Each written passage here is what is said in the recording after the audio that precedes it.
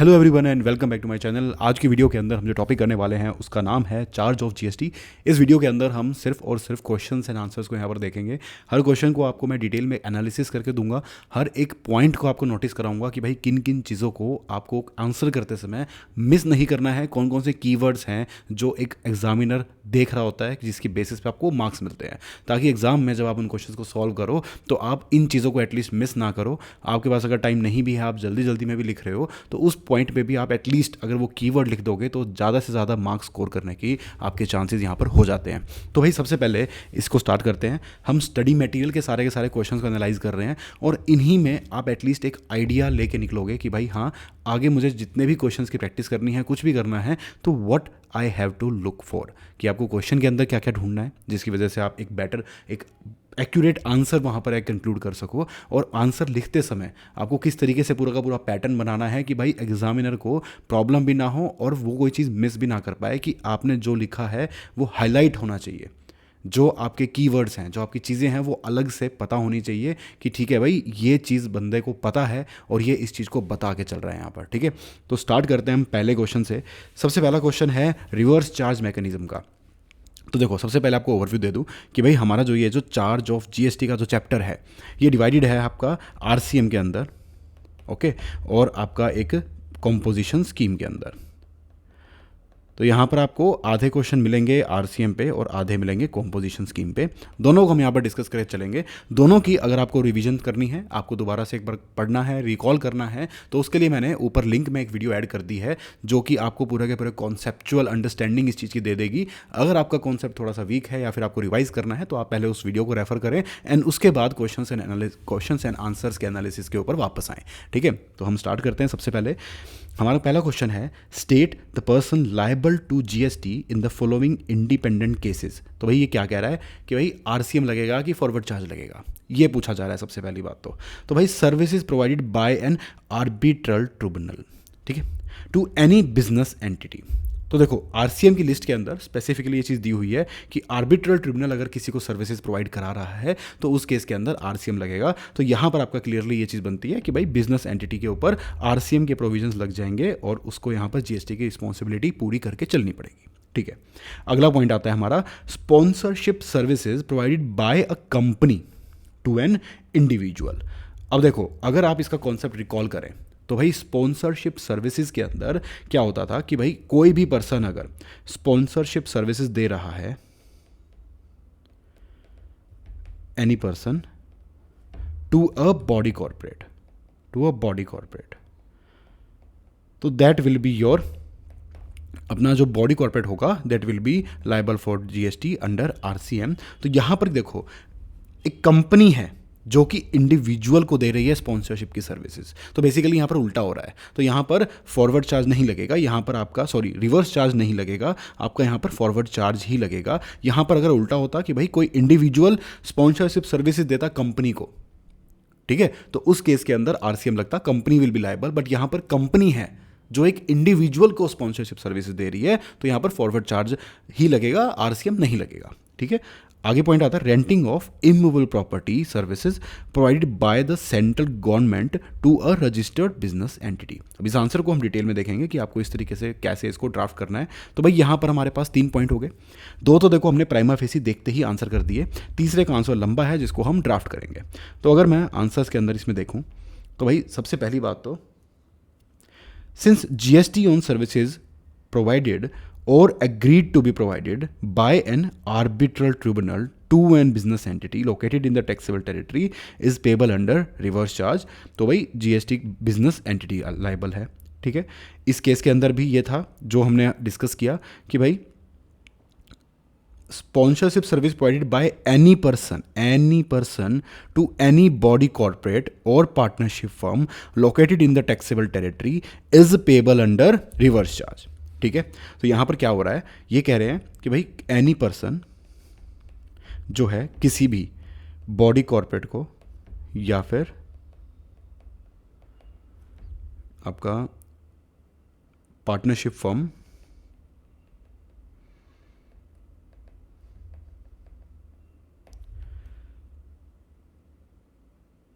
Located in taxable territory, तो उस case के अंदर आपका रिवर्स चार्ज मैकेनिज्म लग जाएगा। तो यहाँ पर इंडिविजुअल की बात नहीं हुई है, any person providing to body corporate या पार्टनरशिप फर्म। तो हमारे केस में क्या हो रहा है, इंडिविजुअल को प्रोवाइड की जा रही है। तो भाई इस केस के अंदर यहाँ पर आरसीएम नहीं लगेगा, बेसिकली यहाँ पर फॉरवर्ड चार्ज ही लगेगा। The GST is payable under forward charge. तो आपको ये एक्सप्लेन करना है। तो बेसिकली जो आपने आरसीएम का काफ़ी इजी होता है इसको आंसर करना, कि जो आपने पॉइंट पढ़ा हुआ है आपको वही पॉइंट बताना है कि भाई नॉर्मली अगर ऐसे और ऐसे होता तो आरसीएम लगता, बट इस केस के अंदर सिंपली ये इंसान उस इंसान को दे रहा है जहाँ पर फॉरवर्ड चार्ज लगता है, तो आपको वो आंसर करना है। तो बेसिकली ऐसी चीज़ें आपको एग्जाम में 4 मार्क्स का इस टाइप का क्वेश्चन देखने को मिल सकता है, जिसमें आपको 4 पॉइंट ये देखने को मिलेंगे और वो आपको एक मार्क्स में आंसर करने हैं। तो उसमें आपको लिमिटेड कंटेंट ही लिखना है। तो वो जो एक एंट्री है जो आरसीएम की, वो जो लाइन है वो एक आपको सेंटेंस लिखना है और साथ में कंक्लूजन के नाम पे आपको लिखना है कि भाई हाँ ये चीज़ होती तो इस तरीके से होता, तो अब यहाँ पर आरसीएम नहीं लगेगा, या फिर ऐसा हुआ है इस वजह से यहाँ पर आरसीएम लगेगा।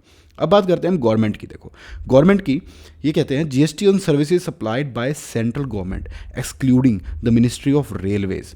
अब देखो ये पॉइंट आपका थोड़ा सा डिटेल में समझने वाला है, क्योंकि इस चीज़ में देखो गलतियां बहुत होती हैं कि गवर्नमेंट का डिपार्टमेंट है, रेलवेज हम भूल जाते हैं यूजुअली। आपको रीज़न बता देता हूँ इस चीज़ का क्यों होता है।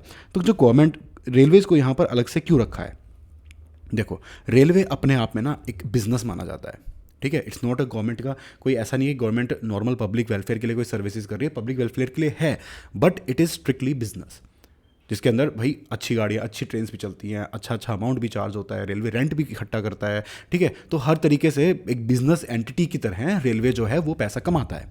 तो गवर्नमेंट ने उसको अपने गवर्नमेंट की जो एजेंसीज हैं उनके एट पार ना रख के थोड़ा सा एक बिजनेस की तरह उसको रखा है। तो उसके ऊपर जो रूल्स और रेगुलेशंस भी जो अप्लाई हुए हैं वो गवर्नमेंट के वो एक बिजनेस एंटिटी की तरह ही अप्लाई हुए हैं। तो यहाँ पर अब हम देखते हैं इस आंसर को। हमारा क्वेश्चन क्या था सबसे पहले कि भाई गवर्नमेंट डिपार्टमेंट किसी को इमूवल प्रॉपर्टी रेंट पे दे रहा है, तो यहाँ पर नॉर्मली जो जितने भी गवर्नमेंट डिपार्टमेंट हैं तो भाई उसमें आरसीएम लग जाएगा, अदर देन रेलवेज, क्योंकि रेलवेज तो खुद एक बिजनेस एंटिटी है। तो भाई वो अगर कुछ चीज़ रेंट पे दे रही है और वो चीज़ कमा रही है तो वो फॉरवर्ड चार्ज के अंदर आ जाएगी। तो यहाँ पर इस तरीके से इस चीज़ को आपको याद में रखना है। तो ये जो रेलवेज वाला पॉइंट है, काफ़ी बार बच्चे कन्फ्यूज़ हो जाते हैं या उनको पॉइंट यहाँ पर डिस्कशन में नहीं समझ में आ पाता कि भाई ये चीज़ क्यों है, गवर्नमेंट का ही डिपार्टमेंट है। तो इसको याद रखना है कि इस रीज़न से कि railway is an business entity जो कि बहुत सारा पैसा कमा रही है अपनी बिजनेस एक्टिविटीज़ से, ठीक है। अब करते हैं हम नेक्स्ट क्वेश्चन नंबर 2 आ गया हमारा। ये बहुत ही बेसिक पार्ट्स थे, आगे आगे थोड़े से टेक्निकल क्वेश्चंस भी आएंगे जिनको हम अभी देखने वाले हैं। तो नेक्स्ट आता है विवेक गोयल है, ठीक है, एक इंडिपेंडेंट डायरेक्टर है appointed in accordance with the provisions of the companies act 2013। कि भाई जो रिक्वायरमेंट होती है बिजनेस के अंदर इंडिपेंडेंट डायरेक्टर रखने की, तो उस रिक्वायरमेंट को पूरा करने के लिए उसको रखा गया, ठीक है। उसने सिटिंग फीस कमाई है amounting to 1 lakh rupees from A to Z Private Limited for attending the board meetings. Who is the person liable to pay tax in this case? अब देखो इसको एक बार हम ध्यान से समझते हैं, इसके आगे पीछे के पॉइंट्स भी हैं उनको भी हम अच्छे से यहाँ पर समझ के चलेंगे, ठीक है। अब देखो होता क्या है, ये देखो ये डायरेक्टर है, ठीक है, ये अलग अलग टाइप की इनकम्स अर्न कर सकता है कंपनी से, ठीक है। अलग अलग टाइप की इनकम कैसी हो सकती है आपकी, जैसे मान लो आपने रेम्यूनरेशन कमाया,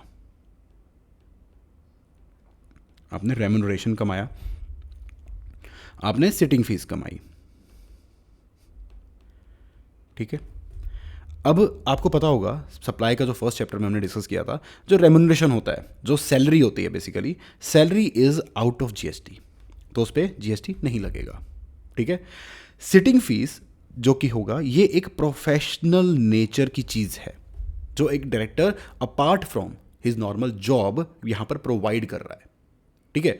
अब इसको मैं और डिस्टिंक्ट करूं अगर आपने टीडीएस का प्रोविजन पढ़ा है तो आपको बेटर समझ में आएगा, बट आपको मैं थोड़ा सा एक बार डिटेल में बता ही देता हूं कि भाई टीडीएस के अंदर अलग अलग प्रोविजंस होते हैं, उन अलग अलग प्रोविजंस में आप किसी को भी पैसा दे रहे हो तो आपका टैक्स डिडक्ट होता है, ठीक है। तो अगर आप किसी को सैलरी दे रहे हो, अब जैसे मान लो ये एक कंपनी है, ठीक है, अगर ये किसी को सैलरी दे रही है तो टीडीएस इकट्ठा होता है 192 सेक्शन के अंदर, ठीक है।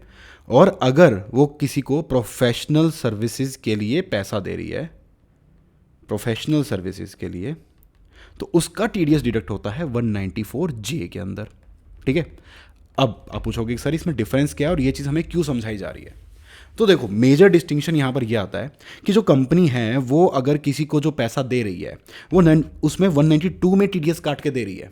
एक प्रैक्टिकल पॉइंट ऑफ व्यू भी है कि आप जब आके जाके काम करोगे कंपनीज के अंदर तो आप ये चीज़ देखोगे कि अगर 192 में टीडीएस कटा है तो उस पर जीएसटी नहीं लगेगा, ठीक है। और अगर 194 में टीडीएस काट के कंपनी ने पेमेंट करी है, दैट मीन्स भले ही वो आपका एम्प्लॉय हो, भले ही वो आपका डायरेक्टर हो, आपने जो उसको पेमेंट करी है वो प्रोफेशनल नेचर में है, तो उसके ऊपर आपका जीएसटी लगेगा। तो यही डिस्टिंक्शन है यहां पर डायरेक्टर जो पैसा कमा रहा है दोनों की दोनों इनकम्स में, कि एक आपकी सैलरी की इनकम है जिस पे 192 में टीडीएस कटा था जो कि सैलरी ही है और salary is out of GST. दूसरी आपकी प्रोफेशनल इनकम है जिसके अंदर आपका 194 जे में जीएसटी कटा था, तो उस केस के अंदर आपको यहां पर जीएसटी की लायबिलिटी बन जाएगी और वो भी बनेगी आपकी आरसीएम के अंदर, ठीक है। तो यहां पर जो क्योंकि आरसीएम के प्रोविजंस में स्पेसिफिकली डाला गया है कि डायरेक्टर के को अगर आप प्रोफेशनल नेचर में कोई भी अमाउंट दोगे तो उस पर जीएसटी जो है वो आरसीएम पे आपका जो रिसिपिएंट ऑफ सर्विस है, जो कि कौन है, डायरेक्टर अपनी सर्विसेज किसको दे रहा है, कंपनी को, तो कंपनी रिसिपिएंट ऑफ सर्विस हुई तो कंपनी की ही लायबिलिटी बनेगी जीएसटी की यहां पर, ठीक है। तो ये यहां पर हमारा इस तरीके से पॉइंट हो जाता है। ओके, आई होप आपको ये अच्छे समझ में आ गया हो। तो इसका अगर आंसर देखें हम तो काफ़ी बेसिक सा सिंपल आंसर बन जाएगा कि भाई GST on services supplied by director of a company to the said company located in the taxable territory is payable on reverse charge. ये तो देखो लॉ की लैंग्वेज होगी क्योंकि भाई आरसीएम के प्रोविजन में ये लिखा हुआ है, ठीक है। Therefore in the given case person liable to pay GST is recipient of services. अब बेसिकली इसको भी हम 1 या फिर 2 मार्क्स का छोटा सा एक क्वेश्चन का पार्ट एक्सपेक्ट कर सकते हैं, बट स्टिल मैंने आपको डिटेल में समझा दिया कि भाई अगर एग्जामिनर को मुश्किल पेपर भी बनाना हुआ तो now you know the concept कि भाई प्रोफेशनल, कि भाई डायरेक्टर है एक तरह से एम्प्लॉय है मान लो, ठीक है, उसको पैसे दे रहे हो तो यार ये तो जीएसटी से बाहर होना चाहिए, लेकिन यहां पर जीएसटी में क्यों आ रहा है और आरसीएम में भी क्यों आ रहा है, क्योंकि वो प्रोफेशनल नेचर के पैसे हैं।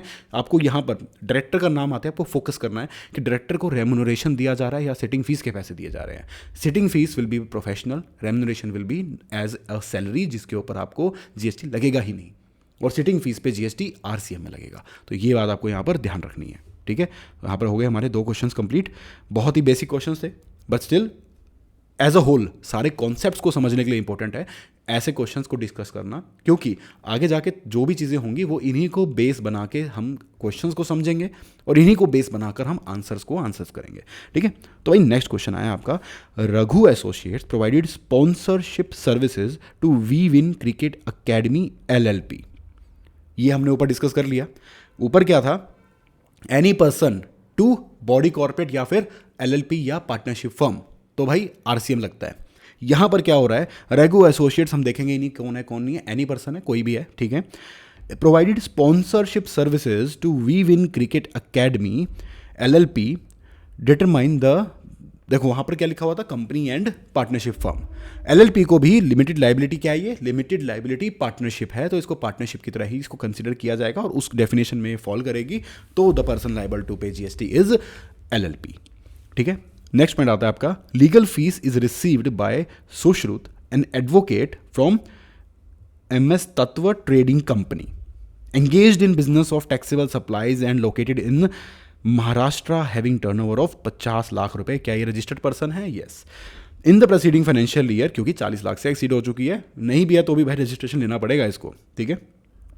Who is the person liable to pay tax in this case, भाई किसको लाइबिलिटी है, तो भाई आपने देखा होगा एडवोकेट की सर्विसेज जो है, एडवोकेट किसी भी बिजनेस एंटिटी को अगर पैसा प्रोवाइड कर रहा है, सॉरी सर्विसेज प्रोवाइड कर रहा है, तो वहाँ पर आरसीएम लगेगा। तो आपका आंसर यहाँ पर सिंपल 1 लाइनर आंसर बनता है यहाँ पर भी कि third question, in case services provided by any person, sorry ये ऊपर वाला क्वेश्चन पॉइंट था, GST on legal services supplied by an advocate to any business entity, जो कि हमारे सेड केस के अंदर है MS Tattva trading company, located in the taxable territory is payable on reverse charge basis, ठीक है। Therefore in the given case person liable to pay GST is recipient of services, यहां पर ये पॉइंट आ गया, ठीक है। उसके बाद आता है हमारे पास question number 5, state the person liable to pay GST in the following cases. Again same similar सा क्वेश्चन, 4 नंबर वाला क्वेश्चन, इसको एक्सपेक्ट कर सकते हो आप। तो भाई यहां पर क्या पूछा गया है, services supplied by insurance agent to an insurance company. Obvious ही बात है, लिस्ट के अंदर है, आरसीएम लग जाएगा, बात खत्म। सेकंड पॉइंट आता है services supplied by recovery agent to a car dealer. ये देखो, ये है एग्जामिनेशन ट्रैप जिसको बोलते हैं हम। यहां पर क्या हो रहा है, रिकवरी एजेंट की जो सर्विसेज हैं वो आरसीएम में कवर्ड हैं, लेकिन सिर्फ तभी जब ये रिकवरी एजेंट की सर्विसेज प्रोवाइड की जा रही है किसी बैंक को या फिर फाइनेंशियल इंस्टीट्यूशन को या फिर एनबीएफसी को।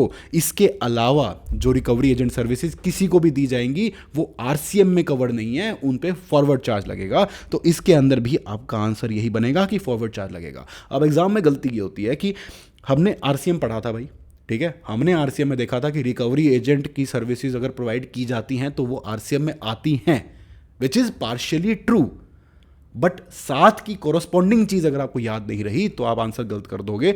कोरस्पॉन्डिंग चीज क्या है कि only and only when those services are provided to a bank, to a financial institution और टू अ एनबीएफसी, तो उस केस के अंदर ही, otherwise so this in this particular case that we are talking about, यहां पर forward charge mechanism लग जाएगा। That's it. आगे बढ़ते हैं, सिक्योरिटी सर्विसेज, ठीक है, और सिक्योरिटी पर्सनल की। तो स्पेसिफिकली आरसीएम के अंदर security services regarding security personnel are covered in RCM. आगे देखते हैं क्या कॉरस्पॉन्डिंग फैक्ट यहां पर कवर हो रहा है। तो भाई provided by a partnership firm to a registered person paying tax under regular scheme, ठीक है। तो भाई यहां पर बोला जाता है कि अगर मान लो ये सिक्योरिटी सर्विसेज प्रोवाइड करने वाला बंदा है, ठीक है, he could be any person other than body corporate, any person other than body corporate, ठीक है। तो भाई ये अगर सर्विसेज प्रोवाइड करा रहा है to any registered person, to any registered person, तो भाई उस केस में आरसीएम लग जाएगा। अब इसको दूसरे एंगल से देखें तो अगर कोई बॉडी कॉर्पोरेट है और वो किसी रजिस्टर्ड प्रोफेशन को, रजिस्टर्ड पर्सन को प्रोवाइड करा रहा है, तो भाई तुम एक कॉर्पोरेट हो, तुम एज अ कॉर्पोरेट तुम वो सर्विसेज प्रोवाइड करा रहे हो, तो तुम एक रजिस्टर्ड पर्सन को नहीं बोल सकते आरसीएम में जाने के लिए, तुम खुद ही करो। बट अगर तुम कॉर्पोरेट के अलावा हो, क्योंकि छोटी सी फर्म है तुम्हारी, तुम इंडिविजुअल हो, तुमने 4-5 लोग रखे हुए हैं, तुम उन पर्सनल्स की सर्विसेज प्रोवाइड कराते हो, तो भाई उस केस के अंदर आपको कहते हैं कि भाई रजिस्टर्ड पर्सन को अगर दे रहे हो तो आरसीएम में चले जाना। लेकिन अगर आप बॉडी कॉर्पोरेट हो तो उस केस के अंदर खुद ही करो भाई, सामने वाले को बोलने की जरूरत नहीं है, तो आप फॉरवर्ड चार्ज में यहां पर कवर हो जाओगे, ठीक है। तो यहां पर इसका आंसर आपका क्या होगा कि इस केस के अंदर एक provided by a partnership firm, ठीक है, to a registered person paying tax under the regular scheme, तो भाई इस केस के अंदर आपका आरसीएम यहां पर लग जाएगा, ठीक है। आंसर्स देखते हैं इसके।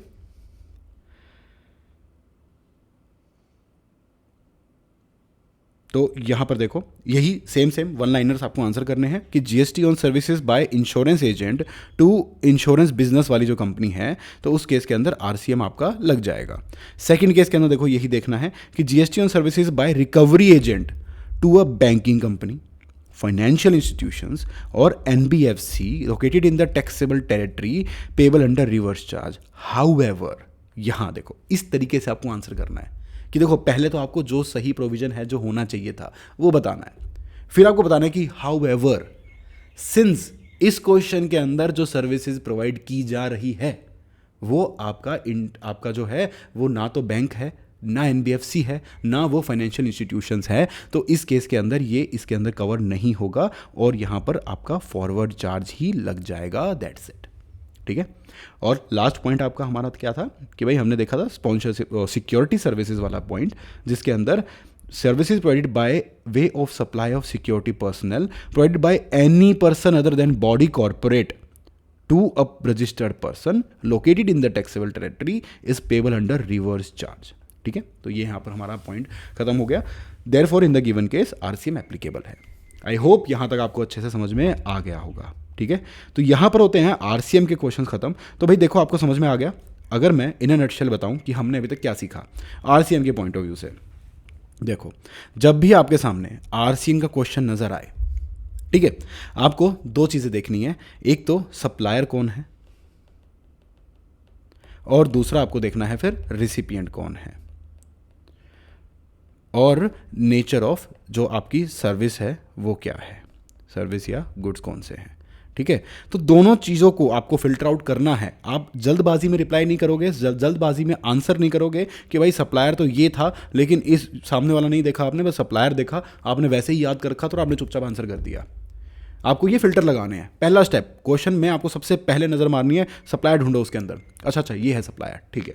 फिर देखो कि सप्लाई दे किसको रहा है, और फिर देखो कि जो वो सर्विस दे रहा है, जैसे डायरेक्टर का पॉइंट है, अगर आरसीएम के प्रोविजन लिखा हुआ है कि डायरेक्टर अपनी जो सर्विसेज दे रहा है अगर कंपनी को दे रहा है तो उस केस में कंपनी पे आरसीएम लगता है।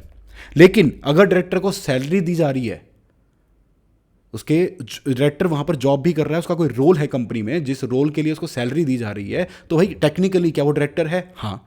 क्या उसको पेमेंट करने वाली कंपनी है? हाँ। लेकिन नेचर ऑफ सब सर्विस डिफरेंट है ना। नेचर वहां पर प्रोफेशनल सर्विसेज नहीं है, वहां पर सैलरी है, और salary is out of GST, तो उस पर आरसीएम नहीं लगा सकते ना आप। तो ये इसलिए आपको तीनों के तीनों फिल्टर लगाने इंपॉर्टेंट है कि भाई पहली बात तो सप्लायर, दूसरी बात आपका रेसिपिएंट, और तीसरा नेचर। एक और एग्जांपल देता हूं, मान लो एडवोकेट का, किसी एक कंसल्टेंसी फर्म के नाम से एक ऑफिस है जिसमें एडवोकेट्स भी बैठते हैं और सीएस भी बैठते हैं। यहां पर सिर्फ एडवोकेट्स का मेंशन्ड है, ठीक है। अब यहाँ पर अगर किया जाए लीगल सर्विसेज वो भी, तो अगर कोई एडवोकेट है, एक फर्म ऑफ एडवोकेट है जिसमें सीएस भी हैं और साथ में वो सीए कंसल्टेंसी भी दे रहे हैं, तो वहाँ आरसीएम नहीं लगेगा। सिर्फ एडवोकेट की लीगल सर्विसेज के ऊपर यहाँ पर आरसीएम यहाँ पर लग रहा है, ठीक है। तो इस तरीके से तीनों चीज़ों को फोकस के साथ देखना। बस एक बार अच्छे से चैप्टर पढ़ रखा है ना, कोई भी दिक्कत नहीं आएगी। उसके बाद फिर भी अगर आपको कोई डाउट आता है तो भाई हम बैठे हैं, आप हमें मैसेज करें, आप हमें कमेंट करें, हम आपके सारी क्वेरीज का, सारे डाउट्स का रेजोल्यूशन करेंगे। आगे बढ़ते हैं। अब हमारे पास पॉइंट आ गया है हमारा कॉम्पोजिशन स्कीम का, ठीक है। क्वेश्चन नंबर 6, क्वेश्चन नंबर 6 यहाँ पर हम करने वाले हैं। क्या बात करता है क्वेश्चन नंबर 6, इसको हम समझने की कोशिश करते हैं। सुल्तान एंड सन्स एक पार्टनरशिप फर्म है, ठीक है, जो कि नागपुर में भी है, और नागपुर में है, और ये टैक्सेबल प्रोडक्ट पी बनाते हैं, और एक एग्जाम प्रोडक्ट है क्यू, ठीक है, only with in the state of Maharashtra. It's aggregate turnover in the preceding financial year is 130 lakh. The firm wishes to opt for composition scheme under subsection 1 and 2 of section number 10 in the current financial year. However, the accountant is of the view that a person engaged in making supply of exempt goods is not eligible for said scheme. Discuss. तो भाई देखो क्या कहना चाह रहे हैं ये कह रहे हैं कि यार तुम तो एग्जेम्प्ट सप्लाई दे रहे हो तो तुम कॉम्पोजिशन स्कीम नहीं ले सकते। क्या ऐसा ट्रू है? नहीं, ये पार्शियली दे रहे हैं, और इनकी जो एग्रीगेट टर्नओवर है वो 130, जो कि 150 की लिमिट है यहाँ पर in the state of Maharashtra, तो वो एक्सीड भी नहीं कर रहा है। तो ये इंसान भाई भली भांति एलिजिबल है, कोई दिक्कत नहीं है, कॉम्पोजिशन स्कीम ले सकता है। तो ये तो हुआ हमारा one liner to the point answer. अब देखते हैं कि इसको ड्राफ्ट कैसे करना है, किन किन प्रोविजंस पे लाइट डाल के हमें आंसर करना है इस चीज़ को। तो भाई क्वेश्चन नंबर 6 का आंसर आ गया हमारे पास। देखो, the view taken by the accountant of Sultan and sons is not valid, जो कि हमने कंक्लूड कर लिया था कि भाई हाँ गलत बोल रहा है। अगर किसी रजिस्टर्ड पर्सन की टर्नओवर 1.5 करोड़ से नीचे है तो भाई वो एलिजिबल है कॉम्पोजिशन स्कीम के लिए, ठीक है। ये हो गया पहला part, first part. Second part शुरू होता है फर्दर से, ये रहा सेकंड पार्ट। ये किस बारे में बात करता है? Such person must not be engaged in making any supply of goods और services which are not leviable to tax under this act and must not be engaged in making any inter state outward supplies. तो basically जो condition है ना वो inter state की है, या उसकी जो सप्लाई है पूरी की पूरी वो नॉन टैक्सेबल ना हो। भाई जिस पर टैक्स ही नहीं बनना उस पर कॉम्पोजिशन स्कीम लेके क्या करेगा? सिंपल सी बात है, ठीक है। और दूसरी बात आपकी कि भाई इंटर स्टेट नहीं होनी चाहिए। ये कहीं नहीं बोला कि भाई एग्जाम्प्ट नहीं है या एग्जाम्प्ट होना चाहिए, ऐसा कुछ भी नहीं है। तो यहाँ पर आपको बस इन चीज़ों पे फोकस करना है। तो भाई इस केस के अंदर जो है 1.5 करोड़ तक उसकी टर्नओवर है, वो महाराष्ट्र में ही डील कर रहा है, उसकी इंटर स्टेट टर्नओवर नहीं है, तो इस केस के अंदर he is eligible for composition scheme. तो इन दो पार्ट्स के अंदर आपको आंसर करना है। पहली कंडीशन तो आपकी क्या हो गई कि भाई मॉनेटरी कंडीशन 1.5 करोड़ वाली फर्स्ट। फर्दर में सेकंड आपने बता दिया कि भाई एज लॉन्ग एज वो नॉन टैक्सेबल नहीं है, और साथ में इंटरस्टेट नहीं है, तो भाई कोई दिक्कत नहीं है। तो ये 2 पार्ट में आपको आंसर करना है और उसके बाद आपको इसका कंक्लूजन देना है। तो ये चीज़ें बस आपको ध्यान में रखनी है। तो जब आप क्वेश्चंस को करें, आंसर्स को करें, तो ये जो पार्ट है जहाँ पर ये चीज़ें स्टार्ट होती हैं, तो उन पे आप नंबर डाल दें कि भाई, जैसे मान लो ये पैराग्राफ है ना, तो आपको एक नंबर डालना है कि भाई this is part 1 that I have to answer and this is part 2 that I have to answer, ताकि आपको हमेशा जब भी आंसर करें या जब भी इनको क्वेश्चन एंड आंसर को रिवाइज करें, तो इन पार्ट्स में ही इनको डिस्टिंक्ट करके रिवाइज करें। क्योंकि अगर ये क्वेश्चन में आपको 4 नंबर का देखने को मिलता है, तो 2 नंबर प्लस 2 नंबर आपको इस तरीके से डिवाइड होकर यहाँ पर मिलेंगे। ठीक है, तो अगर आपने पॉइंट्स में याद किया होगा, अगर आपने पैराग्राफ को याद किया होगा, तो आप एक चीज़ को मिस कर सकते हो। बट अगर आपने इसको पॉइंट्स में याद किया होगा, तो आपके दिमाग में होगा कि भाई मुझे 2 पॉइंट लिखने हैं। चाहे इसको पैराग्राफ में मत लिखो, आप अलग अलग पॉइंट में लिख दो। ठीक है, तो वहाँ पर आप मार्क्स अच्छे से स्कोर कर पाओगे, आपके गलती के स्कोप यहाँ पर रिड्यूस होते जाएंगे, और वही है एजेंडा हमारी इन वीडियोस को डिस्कस करने का। ठीक है, आगे बढ़ते हैं। Question number 7, a person availing composition scheme under subsection 1 and 2 of section 10 in Haryana during financial year crosses the turnover of 1.5 crores। ये गलती कर दी ना आपने, ज़्यादा नहीं कमाना था। जैसे ही आपने ज़्यादा कमा लिया, आप कॉम्पोजिशन स्कीम से बाहर हो गए हो।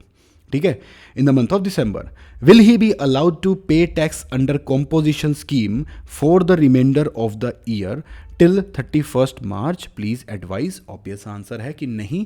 जिस पॉइंट पे, देखो, जिस पॉइंट पे आपकी सेल ये 1.5 करोड़ क्रॉस हो गई, दैट इज़ द डे कि आपको रेगुलर स्कीम में आ जाना चाहिए। अगर नहीं आए हो तो आपको अप्लाई कर देना होगा विद इन नेक्स्ट 7 days कि भाई अब मैं रेगुलर स्कीम के अंदर आ रहा हूँ। ठीक है, तो यहाँ पर ये चीज़ आपको लिखनी है। ये चीज़ पूछी नहीं है, बट आप लिख दोगे तो दैट इज़ बेनिफिशियल। मैं दिखाता हूँ आपको आंसर में किस तरीके से इन्होंने किया हुआ है। देखो कि भाई आंसर वही क्या है कि भाई कि कंटिन्यू कर सकता है कॉम्पोजिशन। ये क्वेश्चन में पूछा हुआ था, तो आपका सीधा सीधा आंसर है नहीं, नहीं कर सकता। क्यों नहीं कर सकता? The option to pay tax under composition scheme lapses immediately from the day on which the aggregate turnover of the person availing composition scheme crosses the specified limit of 1.5 crore. यानी कि मंडे को बैठ के अगर मेरी टर्नओवर 1.51 करोड़ हो गई है, तो आज से ही I am liable for taxation under regular scheme. Composition का बेनिफिट मैं सिर्फ तब तक उठा रहा था जब तक मेरी टर्नओवर 1.5 CR तक ही थी। ठीक है, तो भाई उसके बाद आना पड़ेगा, और कितने टाइम के अंदर आना पड़ेगा कि भाई once he crosses the threshold he is required to file an intimation for the withdrawal from the scheme in prescribed form within 7 days of the occurrence of such event. Within 7 days, वो event कौन सा है? Monday से 7 दिन के अंदर अंदर आपको यहाँ पर कॉम्पोजिशन स्कीम से बाहर निकलने के लिए और आपको नॉर्मल स्कीम के अंदर आने के लिए आपको अप्लाई कर देना होगा। ठीक है, अब every person who have furnished such intimation may electronically furnish at the common portal a statement in the prescribed form containing details of the stock of inputs। अब देखो, जो कॉम्पोजिशन स्कीम के अंदर हमने प्रोविजंस किए थे, ठीक है, तो लेट्स सपोज दिस इज आपका पूरा टाइमलाइन। ठीक है, ये आया आपका मंडे, और मंडे को आपकी टर्नओवर हो गई है 1.51 करोड़। तो यानी कि अब आप कॉम्पोजिशन स्कीम से आउट हो, तो यहाँ पर आउट हो। ठीक है, इसके 7 दिन के अंदर अंदर तो आपको अप्लाई करना होगा रेगुलर स्कीम में एंट्री करने के लिए। अप्लाई भी क्या, इंटीमेशन देना है कि भाई अब मैं रेगुलर का हो चुका हूँ।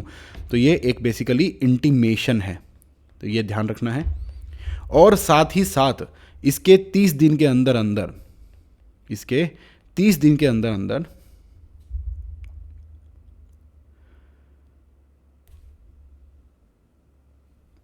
ठीक है, इसके 30 दिन के अंदर अंदर आपको ये चीज़ मेंशन बतानी है अपनी कि भाई मेरे पास इस पॉइंट पे देखो, 30 दिन में आपको ये बताना है कि मेरे पास इस पॉइंट पे स्टॉक ऑफ फिनिश्ड गुड्स कितना था, स्टॉक ऑफ WIP कितना था, और हमारे पास स्टॉक ऑफ रॉ मटेरियल कितना था। क्योंकि उसके बाद उसी बेसिस पे आपको उनका ITC मिलेगा जब आप रेगुलर स्कीम में आ जाओगे। तो ये सब चीज़ें यहाँ पर होती हैं। अब देखो, क्वेश्चंस के थ्रू थोड़े सराउंडिंग कॉन्सेप्ट्स भी मैं कवर कर रहा हूँ कि भाई सेम क्वेश्चन ना है, लेकिन आपको एटलीस्ट आसपास के सारे कॉन्सेप्ट्स तो पता हों। तो यहाँ पर देखो, सीधी बात आ गई ना कि जिस दिन आपका हुआ 7 दिन में आपको अप्लाई करना है। ठीक है, अप्लाई नहीं, इंटीमेशन, वर्ड ध्यान रखना, इंटीमेशन। ओके। और 30 डेज में आपको अपनी एक पूरा का पूरा डिटेल सबमिट करनी है कि भाई मेरे पास इतना, एक दिन पहले जिस दिन मेरी इसकी क्या बोलते हैं सेल बड़ी है, मैं ऑप्शन से बाहर निकला हूँ, उससे एक दिन पहले मेरे पास ये सामान पड़ा था, क्योंकि इस पड़े हुए सामान का आप आईटीसी बाद में ले पाओगे। ठीक है, तो ये आपको ध्यान रखना है। आगे बढ़ते हैं, नेक्स्ट क्वेश्चन आ गया, question number 8। Determine whether the suppliers in the following cases are eligible for composition levy। ये देखो, ये आ गया 4 मार्क्स टाइप का क्वेश्चन। ठीक है, तो यहां पर क्या आ रहा है, whether the supplier in the following cases are eligible for the composition levy. Section number 10(1), 10(2), provided their turnover in the preceding year does not exceed 1.5 crore. ठीक है, अब क्या इन दोनों केसेस में हमें ये बताना है कि भाई ये कॉम्पोजिशन स्कीम ले सकते हैं या नहीं। तो भाई Mohan enterprise is engaged only in trading of paan masala in Rajasthan and is registered in the same state. दूसरा आपका आता है Sugam manufacturer has registered offices in Punjab and Haryana and sales goods manufactured by it in neighbouring states. बस यहीं पे ये आउट हो गए। इंटर स्टेट सप्लाई आपकी इन्वॉल्व हो गई है, और इंटर स्टेट और कॉम्पोजिशन कभी एक साथ नहीं रहते। तो यहाँ पर इंटर स्टेट बनते ही इसको तो हमने आउट कर दिया। अब ये तो देखो सेम स्टेट के अंदर ही है, लेकिन ये पान मसाला है, तो क्या इसको मिलेगा यहाँ पर? तो वही हमारे पास 8th क्वेश्चन आ गया हमारे पास। A supplier engaged in manufacture of goods are notified under section 10(2)(e) during the financial year is not eligible for the composition scheme। किस का? ठीक है, एक सेकेंड,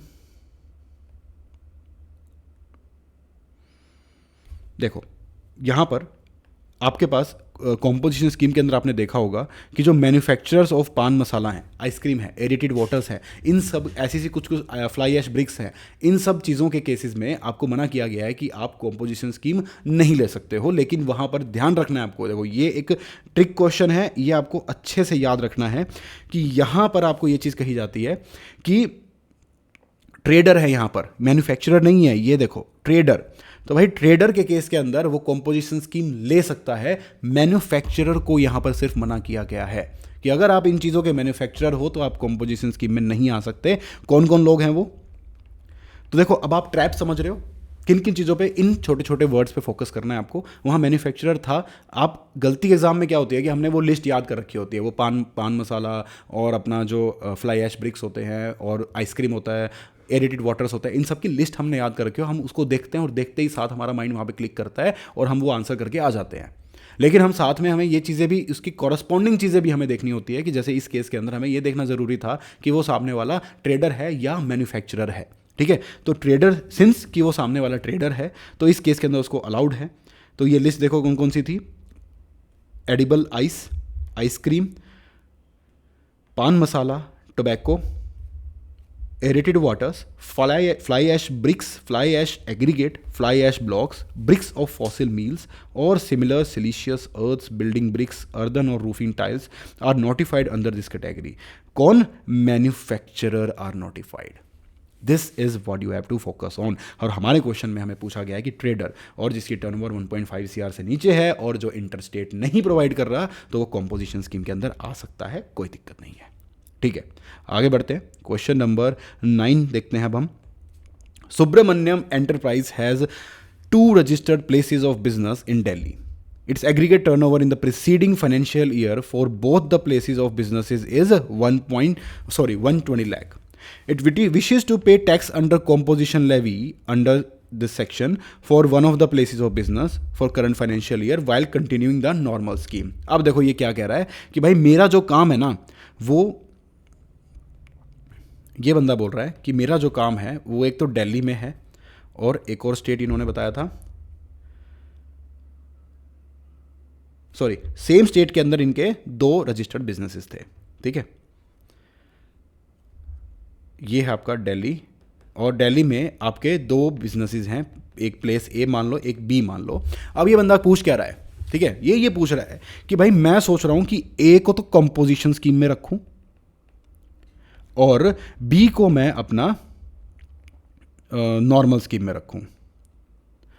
तो ये बेस्ट ऑफ बोथ वर्ल्ड्स लेना चाह रहा है, दोनों प्रोविजंस के मजे लेना चाह रहा है, तो क्या उसको ले लेने दिया जाए? तो जो आंसर इज कि भाई अगर इसकी दोनों जो एंटरप्राइजेज हैं वो सेम पैन के अंदर रजिस्टर्ड हैं, ठीक है, तो ये चीज़ें बेसिकली जो रजिस्ट्रेशंस होती हैं वो पैन बेसिस पे होती है, जो आपका परमानेंट अकाउंट नंबर होता है उसके बेसिस पे होती है। तो सेम पैन के अंदर अगर आपकी दो ऑर्गेनाइजेशंस हैं तो आपको एक ही चीज़ ले पाओगे, या तो आपको दोनों को ही आपको कॉम्पोजिशन में रखना पड़ेगा, दोनों को, या फिर दोनों को ही आप रेगुलर स्कीम में रख सकते हो, आप अलग अलग नहीं कर सकते हो कि when a organisation is registered under the same PAN, तो आपका दोनों, आपको सब में या तो कॉम्पोजिशन या रेगुलर स्कीम, और यही आपको यहां पर आंसर करना है।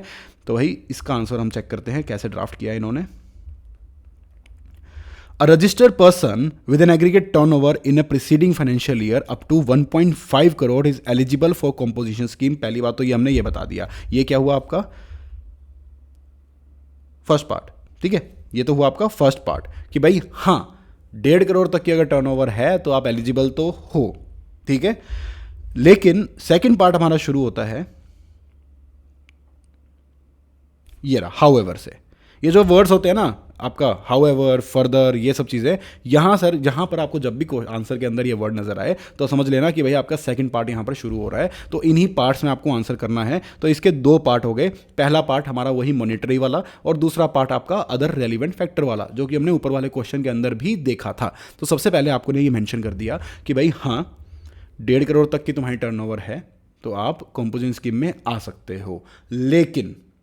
लेकिन हाउएवर से ये चीज़ स्टार्ट होगी कि भाई अगर आपका सेम पैन के अंदर है तो भाई आपको एक ही चीज़ देखो, all registered persons having the same PAN number have to opt for composition scheme. If one such registered person opts for normal scheme, other becomes ineligible for composition scheme. तो बेसिकली आंसर के अंदर क्या कहा जा रहा है कि भाई अगर मान लो लॉ ये कहता है, देखो ये अगेन हमारा ये दिल्ली है, ठीक है, ये ए है और ये बी है, तो बेसिकली सबको कॉम्पोजिशन स्कीम में लेना पड़ेगा अगर आपको कॉम्पोजिशन स्कीम में आना है तो, ठीक है। ये यहां पर कहा जा रहा है सबको ही आपका कॉम्पोजिशन स्कीम में आना पड़ेगा, सॉरी कॉम्पोजिशन स्कीम। लेकिन अगर एक भी बागी हुआ, एक ने भी बोला कि भाई मुझे तो रेगुलर में आना है, तो फिर दोनों को ही आना पड़ेगा, ठीक है। तो दोनों साथ जाएंगे, एक वहां बैठा नहीं रह सकता। तो दिस इज द पॉइंट, ये आपको यहां पर आंसर करना है, ठीक है। अब देखते हैं हमारा question number 10। Mister Ajay has a repair centre registered under GST where electronic goods are repaired serviced, ठीक है। इसका एक रिपेयर सेंटर है जहां पे इलेक्ट्रॉनिक गुड्स की रिपेयरिंग और सर्विसिंग की जाती है। His repair centre is located in state of Rajasthan and he is not engaged in making any inter state supply of services. His aggregate turnover in the preceding financial year is 45 lakh rupees, ठीक है। यहां पर क्या कहा जा रहा है कि राजस्थान में इसका रिपेयर सेंटर है, इसके अलावा कोई और बिजनेस नहीं करता, इसकी टर्नओवर 45 लाख रुपीज़ है। तो आप ये यहाँ पे देख ही पा रहे होंगे कि भाई जो 50 लाख वाली जो लिमिट वाला सिर्फ सर्विसेज वाला है, तो वो एक पॉइंट यहाँ पर हो सकता है पॉसिबली। पहले आगे बढ़ते हैं। With reference to provisions of CGST Act, examine whether Mr. Ajay can opt for composition scheme under section 10(1) or 10(2) for the current financial year, or whether he is eligible to avail composition scheme under section 10(2)(a। तो भाई question का हो गया part number 1, part number 2, ठीक है। Considering the option of payment of tax available to Mr. Ajay, compute the amount of total tax payable by him in the current financial year, assuming that his aggregate turnover in the current financial year is 35 lakh rupees। तो भाई last year की, basically previous year की turnover थी भाई साहब की 45 lakh, current year की है 35 लाख। तो भाई ना तो पिछले साल इसकी 50 से ज़्यादा थी, ना इस साल 50 से ज़्यादा हुई है। तो भाई अगर हम मॉनेटरी, पहला पार्ट तुम्हारा हमेशा क्या होता है, मॉनेटरी में बात करते हैं। तो अगर मैं मॉनेटरी में बात करूँ तो हाँ, this person is eligible for composition scheme, but 10(1) 10(2) में नहीं, 10(2)(a) में, क्योंकि ये सर्विस प्रोवाइडर है, ठीक है, और ये 50 लाख तक की लिमिट के अंदर ये अपना फॉल करता है। ओके, तो इसका हम आंसर देखते हैं किस तरीके से इसको ड्राफ्ट किया गया है। तो यहां पर देखो सबसे पहला पार्ट आपका क्या आ गया, यही आपका मॉनेटरी वाला कि आप ये बताओगे कि भाई 1.5 करोड़, ठीक है, और आपका ये यहाँ पर आया। साथ में आपको देखो, हाँ, इसको थोड़ा सा और डिटेल में भी पूछा जा सकता है अगर ये क्वेश्चन आपसे बड़े मार्क्स में पूछा गया। तो देखो, सबसे पहले तो सर्विस अगर कोई प्रोवाइड कर रहा है तो उसके पास दो ऑप्शंस होते हैं, ठीक है। अगर वो गुड्स का मैन्युफैक्चरर है या ट्रेडर है और वो साथ में प्लस में सर्विसेज देना चाह रहा है, या फिर वो होली एक सर्विस प्रोवाइडर है, ठीक है। अगर वो साथ में सर्विस देना चाह रहा है तो जो उसकी गुड्स की टर्नओवर है उसका वो 10% या फिर 5 लाख रुपए विच एवर इज हायर तक की सर्विसेज प्रोवाइड कर सकता है, ठीक है। लेकिन अगर वो गुड्स में डील ही नहीं करता, वो सिर्फ सर्विस प्रोवाइडर है, तो वो यहां आएगा 10(2)(a) के अंदर, और उसके लिए 50 लाख तक की लिमिट हो जाएगी। 75 लाख वाली और 1.5 करोड़ वाली यहां पर एप्लीकेबल नहीं होगी, ठीक है। तो ये तो हुआ आपका बेसिक सारा का सारा प्रोविजन, ठीक है। अब इसी को हमें आंसर करना है आपके एक पैराग्राफ फॉर्म में। तो this is your first part कि भाई नॉर्मली टर्नओवर की लिमिट ये है और साथ में किसी को सर्विस प्रोवाइड करानी है तो इतने अमाउंट तक करा सकता है, ठीक है। लेकिन अगर सिर्फ सर्विस प्रोवाइडर ही हो आप, तो आपके लिए 10(2)(a) इंट्रोड्यूस कराया गया है, और उसमें अगर आपकी टर्नओवर 50 लाख तक की है तो आप 10(2)(a) के अंदर आ सकते हो, कॉम्पोजिशन स्कीम ले सकते हो। तो इसी चीज़ को अब यहाँ पर आंसर किया गया है। तो पहले यहाँ पर ये बता दिया कि दिस इज़ लाइक 1.5 CR और 75 लाख, ये आपकी टर्नओवर की लिमिट होती है। आपको अगर सर्विसेज देनी है तो यहाँ पर 10% और 5 lakh whichever is higher आप प्रोवाइड करा सकते हो, ठीक है। In the given case mister Ajay is an exclusive supplier. देखा, जो हमने सेकंड केस में बात की थी कि नाउ ही, अगर कोई एक्सक्लूसिव सप्लायर है, कोई एक्सक्लूसिव सप्लायर है, तो उस केस में क्या होगा। तो यहां पर अगर एक्सक्लूसिव सप्लायर है other than restaurant services, he is not eligible for composition scheme अंदर 10(1) 10(2) में तो नहीं आ पाएगा, तो उसको 10(2) में आना पड़ेगा। How ever this is our second part. पहला पार्ट वही देखो, मैंने जो आपको बताया, ये हमारा पहला पार्ट था जो हमने कंप्लीट किया। उसके बाद हमारे पास सेकंड पार्ट के अंदर ये चीज़ आई कि भाई पहले पार्ट में हमने इसके बारे में बात करने की कोशिश करी, लेकिन हमें पता चला कि भाई ये तो एक्सक्लूसिवली सर्विसेज प्रोवाइड करा रहा है। तो हमने सेकंड पार्ट की तरफ हमारे आंसर को डाइवर्ट कर दिया कि भाई ये तो 10(2) का ही बंदा है, ये 10(1) 10(2) तक तो एप्लीकेबल ही नहीं है, ठीक है। तो यहां पर फिर हमने 10(2)(a) के बारे में बताया, जहां पर आपका टैक्स रेट होता है 6%, 3% प्लस 3%। अब क्वेश्चन में ये भी पूछा गया आपसे कि भाई उस पर जीएसटी कितना लगेगा, वो निकाल के दिखाओ। तो वो आप 35 लाख के ऊपर 6% कैलकुलेट कर देंगे तो आपका ये जीएसटी की अमाउंट आ जाएगी।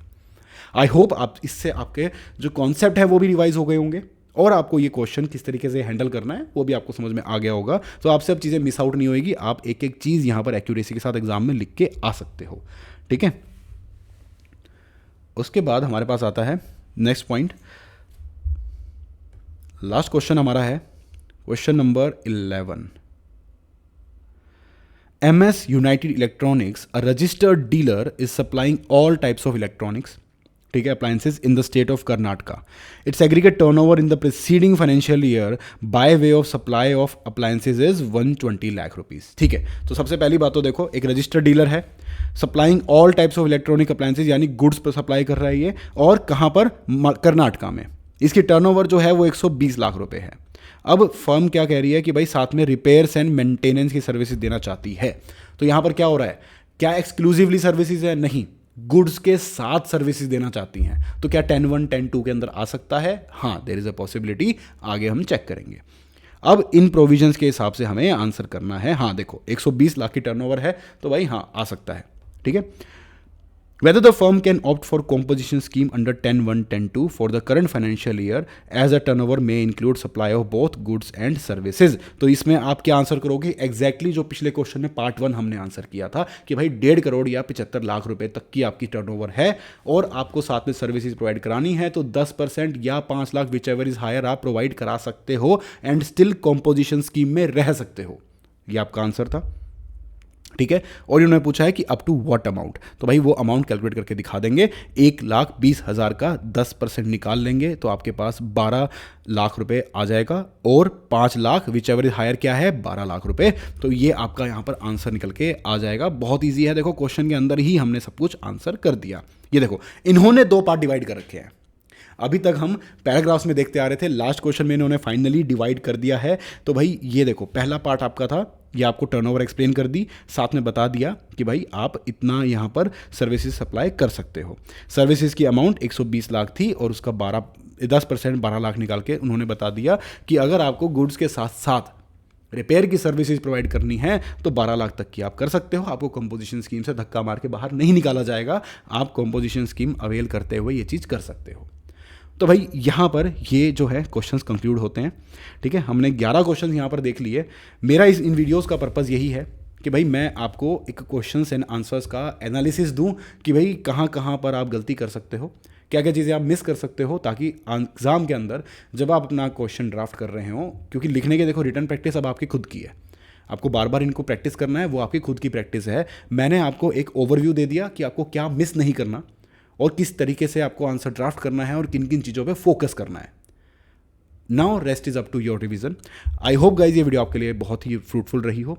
अगर अच्छी लगे तो लाइक करना, सब्सक्राइब करना, और कमेंट सेक्शन में आगे किन चीज़ों के ऊपर आप पढ़ना चाहते हो या समझना चाहते हो तो मुझे ज़रूर मैसेज करना। मैं डेफिनेटली उनके ऊपर आपके लिए डेडिकेटेड वीडियोज़ बनाने के लिए बैठा हूँ। तो guys thank you for watching.